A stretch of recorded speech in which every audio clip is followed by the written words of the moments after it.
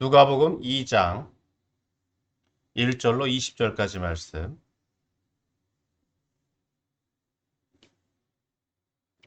다 찾은 줄 알고 제가 말씀 봉독해 올립니다. 그때 가이사 아구스도가 영을 내려 천하로 다 호적하라 하였으니 이 호적은 구레뇨가 수리아 총독이 되었을 때에 처음 한 것이라.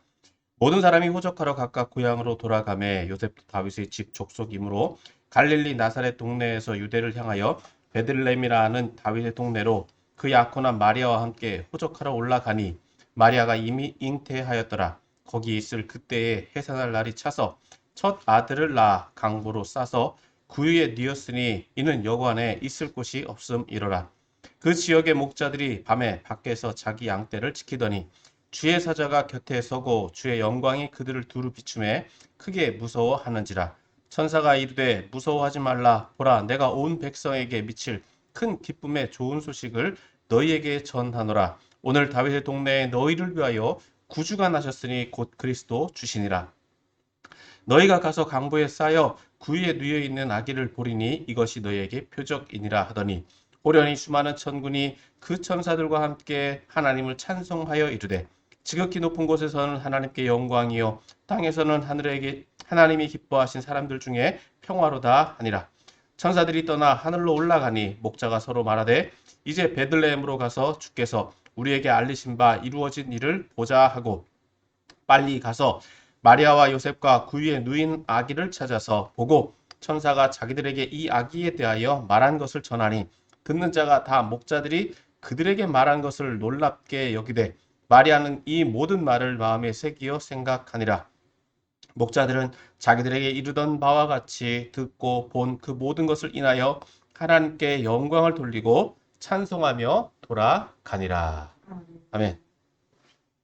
할렐루야. 아멘. 오늘로 거룩한 주일 예수님의 탄생을 기념하는 예배의 자리에 나오신 여러분을 환영하고 축복합니다. 아멘. 옆에 계신 성도님과 다시 한번 인사하겠습니다. 메리 크리스마스. 메리 크리스마스. 네, 메리 크리스마스. 네, 감사합니다. 오늘 성탄을 맞이하여 예수님의 탄생에 대한 말씀과 함께 그 의미를 함께 살펴보므로 함께 은혜를 나누기를 소망합니다. 오늘 본문은 예수님의 탄생에 대한 말씀과 또 그 탄생을 축하하고 또 그 탄생을 기념한 사람들에 대해서 말씀해주고 있습니다. 그래서 오늘 본문은 크게 세 부분으로 나누어 볼 수 있는데 먼저 1절에서부터 7절은 예수님의 탄생의 배경에 대해서 말씀해주고 있고 8절에서부터 14절은 목자들에게 예수님의 탄생 소식을 전하는 천사들에 대해서 말씀해주고 있으며 또 15절에서부터 20절은 예수님의 이제 탄생을 또 확인하는 목자들에 대해서 말씀해주고 있습니다. 먼저 1절에서부터 7절 말씀을 봅니다. 1절에서부터 7절 다시 한번 읽어보도록 하겠습니다. 시작. 그때 가이사 아구스도가 영을 내려 천하로 다 호적하라 하였으니 이 호적은 구레뇨가 수리아 총독이 되었을 때에 처음 한 것이라. 모든 사람이 호적하러 각각 고향으로 돌아가매 요셉도 다윗의 집 족속이므로 갈릴리 나사렛 동네에서 유대를 향하여 베들레헴이라 하는 다윗의 동네로 그 약혼한 마리아와 함께 호적하러 올라가니 마리아가 이미 잉태하였더라. 거기 있을 그때에 해산할 날이 차서 첫 아들을 낳아 강보로 싸서 구유에 누였으니 이는 여관에 있을 곳이 없음이러라. 앞서 말씀드린 대로 1절에서부터 7절은 예수님의 탄생의 배경에 대해서 말씀하고 있습니다. 1절에는 그 배경, 즉 그 때가 언제인가에 대해서 말씀해주고 있는데 아구스도라고 하는 로마 황제가 통치하던 시절이다. 여기서 가이사라고 하는 것은 호칭입니다. 호칭. 게사르라고 하는 이 황제를 지칭하는 말인데 이 아구스도가 로마 식민지령에 호적을 하라, 즉 인구조사 명령을 내렸습니다. 그렇기 때문에 그런 때가 언제냐? 그 때를 또 확인하기 위해서 2절에서 그 때를 좀 더 상세하게 이야기를 해주고 있는데 이 구레뇨라고 하는 총독이 이 통치하던 때다. 그런데 이 시기가 실제적으로 호적을 하던 때와 이 수리아 지역의 구레뇨가 통치하던 시기가 조금 맞지 않습니다. 그래서 이 본문을 어떻게 이해를 해야 되느냐? 2절 후반부에 총독이 되었을 때 처음 한 것이라고 하는 이 처음이라고 하는 말은 이전으로 보아야 합니다. 그러니까 이전은 이렇게 다시 번역할 수 있죠. 이것은 구레뇨가 수리아의 총독이기 전에 발생했던 인구조사였다라고 읽는 게 옳다, 좀 더 옳아 보인다는 것입니다. 그래서 예수님이 탄생의 배경에는 핵심적인 내용은 인구조사가 있었다. 그리고 그때는 언제냐? 이 가이사 아구스토가 통치하던 시기고 수리아 총독으로 구레뇨라고 하는 사람이 아직 부임하기 전이다라고 하는 것을 알 수 있습니다. 자, 그래서 이 명령을 받은 많은 사람들은 3절에서 보면 모든 사람이 호적하러 각각 고향으로 돌아갔다라고 말씀하고 있죠. 그래서 요셉도 갈릴리 나사렛이라고 하는 동네에서 어디로 가야 되느냐? 그의 본적지인 베들레헴으로 간다. 왜 베들레헴으로 가느냐? 그의 조상이 누구다? 다윗이었기 때문에. 다윗의 고향, 베들레헴은 다윗의 고향입니다. 다윗의 본적지. 그래서 그 자손들은 다 자기들의 본적지로 돌아갈 수밖에 없었다라고 하는 것입니다. 물론 여러 가지 상황이 있었겠죠. 갈릴리 나사렛이라고 하는 동네에서도 물론 오늘날로 본다면 거기서도 자기의 인구조사를 할 수 있었을 것인데 오늘 본문에는 언급되지 않은 어떤 다른 이유나 다른 뭔가 사정이 있었을 것이다. 그렇기 때문에 이 요셉은 다윗의 동네 즉 베들레헴으로 가서 자기가 이제 인구조사를 해야만 하는데 그 상황에서 5절에 보면 그 약혼한 마리아와 함께 호적하러 올라갔다라고 말씀하고 있습니다. 즉 마리아도 함께 이제 정혼자이기 때문에 지난주에 말씀드린 것처럼 결혼을 약혼한 상태라고 하더라도 결혼에 준하는 상태이기 때문에 이미 그와 한 가정을 꾸린 것으로 상정하고 데리고 갔다라고 하는 거예요. 그런데 그 상황을 어떻게 말씀하고 있냐? 이미 잉태한 상황. 마리아가 잉태한 상황이었다는 것입니다. 그리고 그렇게 베들레헴에 거하게 됐을 때에 6절 말씀에 보면 거기 있을 때 해산할 날이 찼다. 언제 도착했는지 정확하게 알 수는 없지만 그 거주하는 동안에 해산할 날이 임박했다라고 하는 것을 말씀해 주고 있고 7절에서 보면 첫 아들을 낳아 강보로 싸서 구유에 누웠다라고 말씀하고 있습니다. 여기서 첫 아들을 낳았다라고 하는 것은 이 누가가 보기에 누가의 기록에 의하면 예수님에게는 다른 형제들이 또 있었다라고 볼 수 있는 것입니다. 그렇기 때문에 요셉과 마리아 사이에 예수님은 첫 아들로 보고 그를 이제 태어났기 때문에 보통 아이들은 어디에 강보로 싸서 누였는데 어디에 누였느냐? 예, 구유에 누였다라고 말씀하고 있어요. 이 구유가 무엇입니까? 짐승들의 먹이통이죠. 이 먹이통. 그러니까 그들이 있는 곳이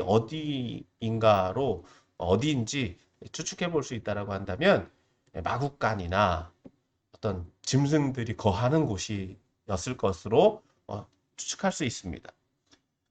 왜 거기에 있었는가에 대해서 뒤에 말씀하고 있죠. 이는 여관에 있을 곳이 없음이로라. 여관에 있을 곳이 없음이로라. 여러분, 이 상황적으로 보면 그냥 이 본문만으로 보면 그냥 그런가 보다 할 수 있겠지만 아이를 낳으신 분들의 입장에서 본다면 이 상황이 얼마나 좀 안 좋은 상황인가, 좀 부정적으로 본다면 비참한 상황인가라고 하는 것입니다. 아이를 출산을 했는데도 아무도 그들을 배려해 주는 사람이 없어요. 출산한 아이를 어디에 누였느냐? 구유에 누일 수밖에 없는 그런 상황이었다는 것입니다.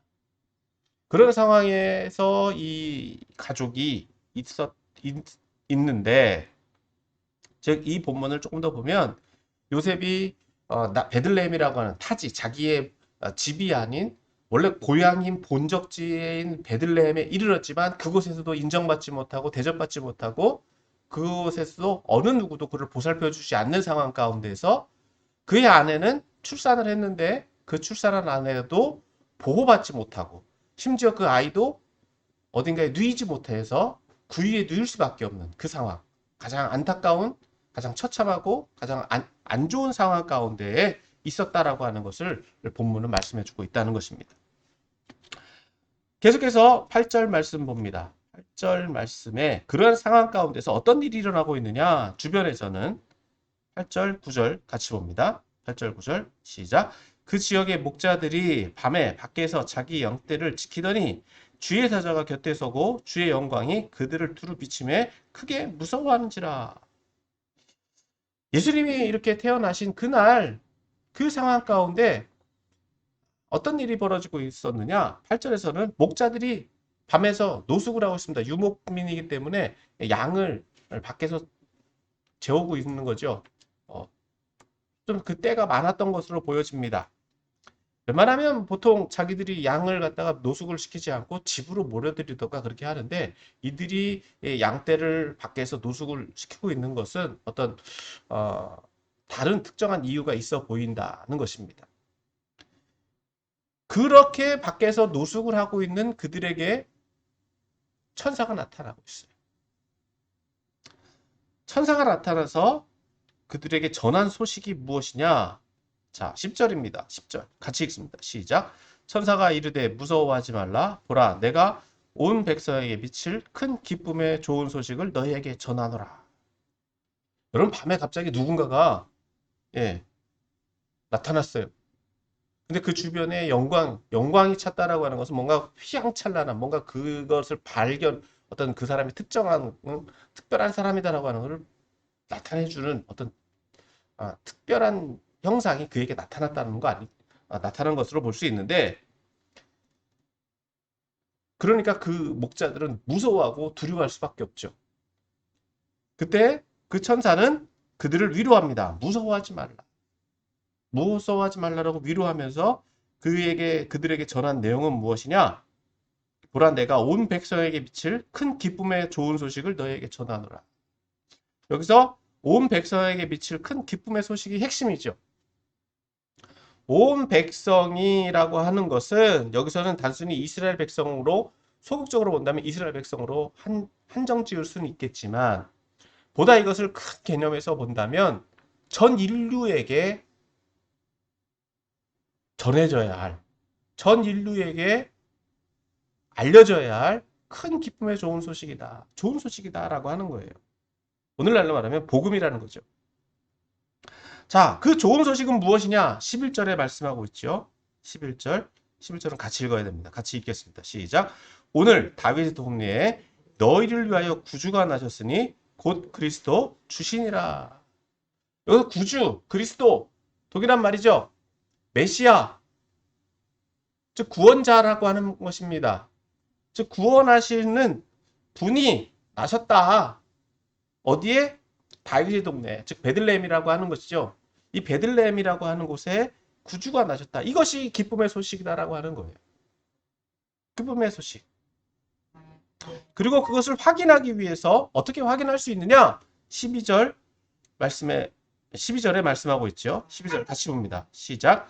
너희가 가서 강보에 쌓여 구유에 누여 있는 아기를 보리니 이것이 너희에게 표적이니라. 그렇게 태어났는데 이제 너희가 그것을 확인해 봐야 된다라고 말씀하고 있는 거예요.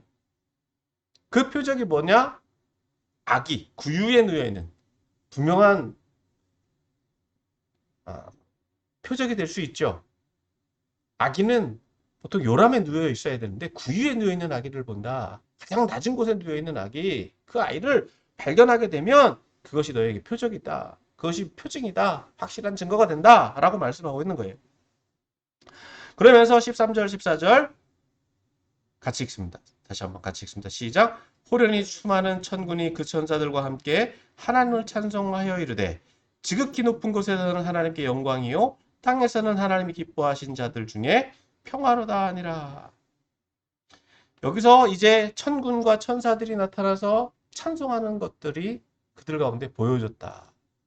세상은 그 아기가 태어난 것을 모르고 아무도 그것을 인정하지 않고 아무도 그를 대접하지도 않았지만 하늘은 움직이고 있다는 거예요. 천군 천사들은 하나님을 찬송하고 있다는 거예요. 어떻게 찬송하고 있느냐? 14절. 지극히 높은 곳에서는 하나님께 영광이요 땅에서는 하나님이 기뻐하신 사람들 중에 평화로다. 자, 이 말씀은 즉 예수님의 탄생이 하늘에서는 영광이 되고 땅에서는 택함 받은 사람들에게 이루어지는 평화다. 즉 하나님이 기뻐하신 사람들, 이 하나님이 기뻐하신 사람들이라고 하는 것은 부름받은 사람들을 의미합니다. 이 부름받은 사람들에게는 평화가 이루어진다. 누구를 통해서? 그리스도를 통해서. 즉 메시아를 통해서 평화가 이루어지게 된다라고 말씀하고 있는 거예요. 자, 그런데 여러분, 이 본문에서 우리가 한 가지 더 짚고 넘어가야 될 것은 하나님께서 천군 천사들이 이렇게 찬송을 하고 있다라고 한다면 왜 목자들에게 나타나느냐? 왕에게도 나타날 수 있고 어떤 특별한 사람들에게도 나타나서 이야기할 수 있었을 텐데 왜 목자라고 하는 이 특정한 사람들에게 나타났느냐는 것입니다. 자, 이 목자라고 하는 사람들, 이들이 의미하는 것은 무엇이냐? 그 당시에 이 목자들은 좀 상대적으로 지위가 낮은 사람들로 볼 수 있습니다. 평범한 사람들이라고 하는 거죠. 일상생활을 할 수 있는 사람들. 어떤 분들은 더 목자들을 사회적으로 가장 낮은 계층으로 보는 분들도 계시지만 일상적으로 본다면 평범한 사람들이에요. 일반인들이라는 말이에요. 그리고 목자라고 하는 것은 예수님이 목자로 오셨다고 볼 수도 있고 여러 가지 의미를 붙일 수도 있지만 그래도 이 목자라고 하는 것은 이스라엘 백성들이 지금 가장 보편적으로 취하고 있는 직업, 목자와 농부로 볼 수 있는데 목자라고 하는 거죠. 야외에서 노숙하고 있는. 즉 하나님께서는 그 천군 천사들을 통해서 이렇게 하늘의 영광이 나타나는 장면들을 연출하고 계시는데 그것을 볼 수 있는 사람들은 누구다? 일반인들도 볼 수 있는데 택함 받은 사람들, 부름 받은 사람들, 이 목자들에게만 허용되었다라고 하는 거예요. 그 사실을 보고 이제 그들이 해야 되는 일은 무엇이냐? 그것을 확인하는 거죠. 확인하는 장면. 확인하느냐, 확인하지 않느냐, 그 차이가 있다는 거예요. 그것이 바로 세 번째 15절에서부터 20절까지의 말씀입니다. 15절 말씀 먼저 봅니다. 15절 말씀 같이 읽습니다. 시작. 천사들이 떠나 하늘로 올라가니 목자가 서로 말하되 이제 베들레헴으로 가서 주께서 우리에게 알리신 바 이 이루어진 일을 보자 하고. 여러분, 천군 천사가 그렇게 말을 했다고 하더라도 그것을 믿음으로 받아들이느냐 받아들이지 않느냐, 즉 선택에 자유가 있다는 거예요. 그런데 이들이 무엇을 선택했습니까? 그 일이 이루어졌는지를 확인하자. 믿음을 실천하고 있다는 거예요. 확인을 하자. 자, 그래서 16절, 17절 말씀 또 같이 봅니다. 시작. 빨리 가서 마리아와 요셉과 구유에 누인 아기를 찾아서 보고 천사가 자기들에게 이 아기에 대하여 말한 것을 전하니. 확인했습니다. 실천했습니다. 행했다는 거죠. 많은 그 베들레헴에 들어가서 이 아기, 그런 상황들이 이루어진 것을 찾았을 것입니다. 한두 집을 찾았겠습니까? 여러 곳을 찾았겠죠. 마구간 집이라는 집은 다 찾아서 아기가 태어난 곳을 확인했을 것입니다. 그리고 그들이 결국 찾은 것은 바로 구유에 누워 있는 아기. 가장 낮은 곳에서 보이지도 않는 곳에서 있었을 아기를 찾았다. 그리고 그곳에서 이 아이가 어떤 의미를 가지고 있는지를 전해 주었다라고 하는 것입니다. 그리고 그 듣는 사람들, 그 사람들의 반응을 이제 본문은 말씀하고 있죠. 18절, 19절 같이 읽습니다. 시작. 듣는 자가 다 목자들이 그들에게 말한 것을 놀랍게 여기되 마리아는 이 모든 일을 마음에 새기어 생각하니라. 그 자리에 다른 사람들이 또 있었을 것이라고 생각하기는 좀 어렵지만 어쨌든 그런 이야기들을 듣는 부모, 1차적으로는 부모였겠죠. 예, 부모가 그 목자들이 전해준 소식을 정말 놀랍게 여겼을 것이다. 이미 이 아기에 대한 어떤 특별한 의미는 그 부모들도 알고 있었겠지만 그래도 제3자로부터 듣는 소식을 전해 들었을 때에는 더 놀랍게 여겼을 것이다 하는 것입니다. 게다가 19절에서 보면 마리아는 이 모든 것들을 다시금 새겼다. 마음에 새겼다. 즉 자기에게 잉태된 이 아이가 이미 천사들을 통해서 예정된 아이였고 어떤 특별한 계획과 하나님의 특별한 섭리 가운데 잉태된 아이다라고 하는 것을 마리아는 알고 있었기 때문에 그 말을 조금 더 깊이 좀 마음에 새기어 생각했다라고 본문을 기록하고 있는 것입니다. 그리고 이제 그러한 사실들, 예수를 경배한 이 목자들은 어떻게 했느냐? 20절 말씀에 자, 목자들은 자기들에게 이르던 바와 같이 듣고 본 모든 것으로 인하여 하나님께 영광을 돌리고 찬송하며 돌아가니라. 즉, 이 사건들을 통해서 목자들은 무엇을 깨닫게 됩니까? 하나님께서 행하신, 하나님께서 예언하신 모든 상황들이 또 자기들이 본 바, 자기들에게 그 기쁨의 소식을 전해준 천사들의 말이 사실이다라고 하는 것을 확인했다는 것이죠. 즉 하나님의 말씀이 성취되었다. 즉 하나님의 말씀이 이루어지고 있다라고 하는 것을 몸소 체험하고 있다라고 하는 것을 오늘 본문은 말씀해 주고 있는 것입니다.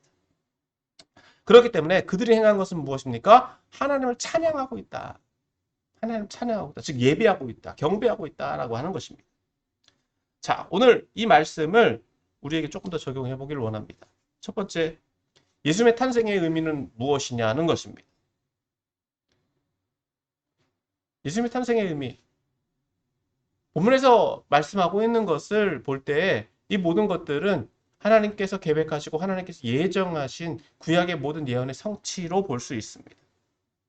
따라서 예수님은 인간의 몸인 아기로 태어나셨으며 또 미가서 5장 2절에서 말씀하고 있는 것처럼 베들레헴이라고 하는 즉 요셉이 원래 거주하고 있던 나사렛이라고 하는 동네가 아닌 베들레헴이라고 하는 곳에서 태어나셨다고 하는 것입니다. 더 나아가서 구유에 누이셨다고 하는 것은 가장 낮고 천한 모습, 아기라고 하는 가장 연약한 모습으로 태어나셨을 뿐만 아니라 구유에 누이셨다고 하는 것은 가장 낮고 천한 모습으로 인간의 가장 낮고 연약한 모습이자 상황과 환경이 가장 열악한 상황에 그가 태어나셨다라고 하는 것을 말씀해주고 있는 것입니다. 그럼에도 불구하고 천군 천사들은 이 아기 예수의 존재를 분명히 확인시켜주고 있다는 것입니다. 분명히 확인시켜주고 있다. 그것은 바로 이 아기가 바로 메시아다라고 하는 사실입니다.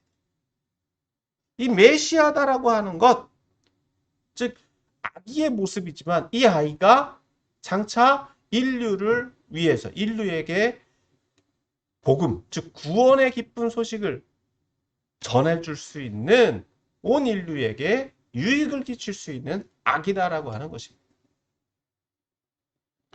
더 나아가서 예수님의 성육신의 의미는 하나님이신 눈에 안 보이시는 분이 예수님이라고 하는 육신을 입고 이 땅 가운데 태어나셨기 때문에 하나님의 모습을 이제는 볼 수 있다라고 하는 거죠. 엄청난 의미입니다. 여러분 하나님은 우주보다도 크시기 때문에 우리가 만질 수도 없고 우리가 상상할 수도 없고 우리가 이해할 수도 없습니다. 그런데 그런 분이 어떻게 해요?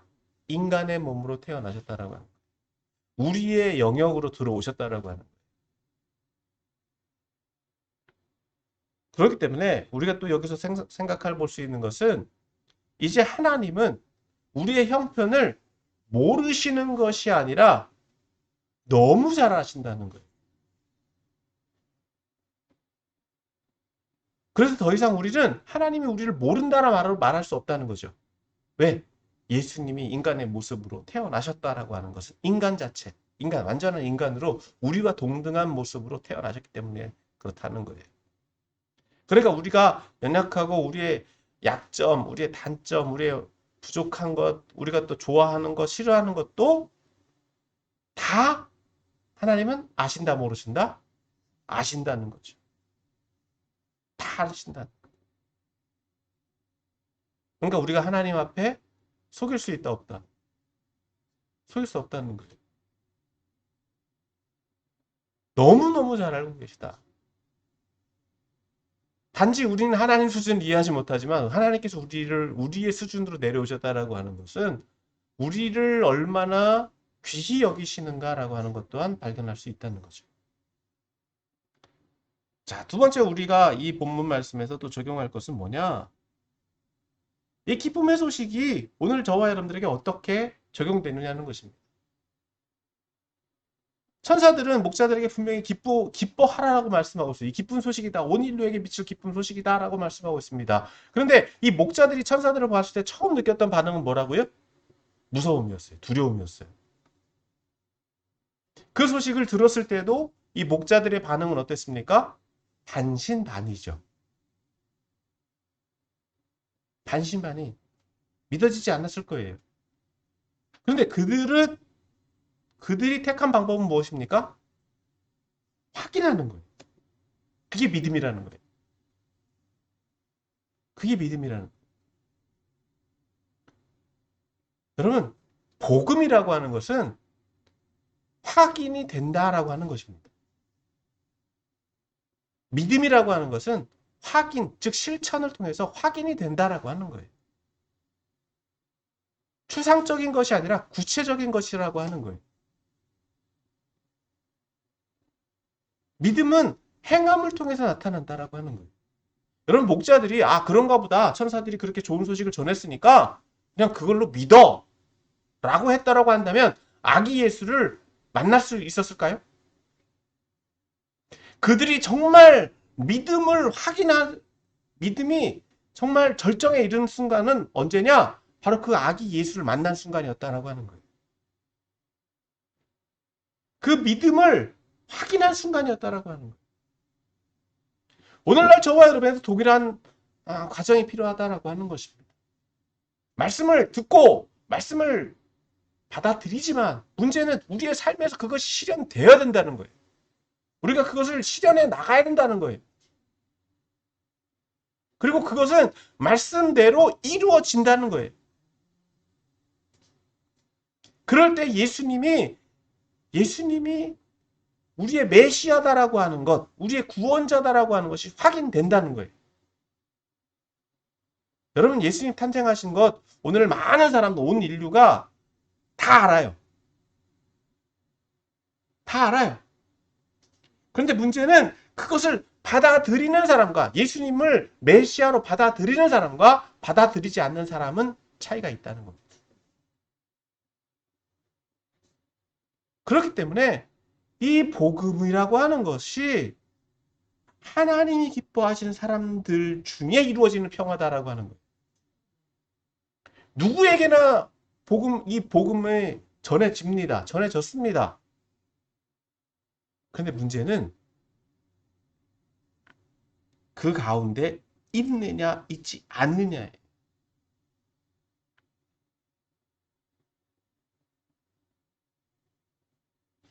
사랑하는 성도 여러분, 예수님을 어떤 분으로 인정하느냐에 따라서 예수님의 탄생이 어떤 사람들에게는 아무 의미 없는 사건이 되고 어떤 사람들에게는 기쁨의 소식이 된다는 거예요.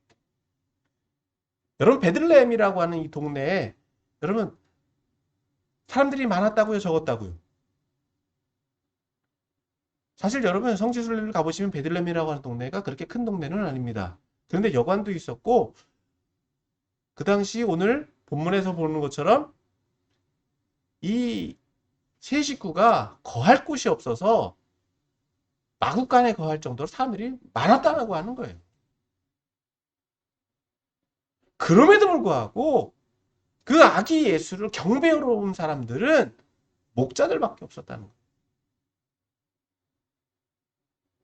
택함 받은 사람들, 그 사실을 들은 사람들, 그것을 확인한 사람들, 그들에게만 주어진 특권이다라고 하는 것입니다. 많은 사람들이 아기가 태어난 것을 알았을 것입니다. 하지만 그 아기에게 어떤 의미가 부여되어 있는지를 확인한 사람들에게만 그 아기는 기쁨의 소식이 된다라고 하는 것입니다. 오늘날 저와 여러분들도 동일하게 다시 한번 적용해 보기를 원합니다. 여러분들이 예수님은 어떤 분이실까? 예수님이 어떤 분이십니까? 여러분 성탄절을 기념하는 의미가 어디에 있느냐 하는 것입니다. 우리가 믿는 분이 예수님이시니까 예수님 태어나셨던 날이니까 우리가 기뻐하는 거, 생일 축하하는 것, 그 정도 의미? 거기에 머물러 있어서는 여러분 생일 축하는 누구라도 다 하죠.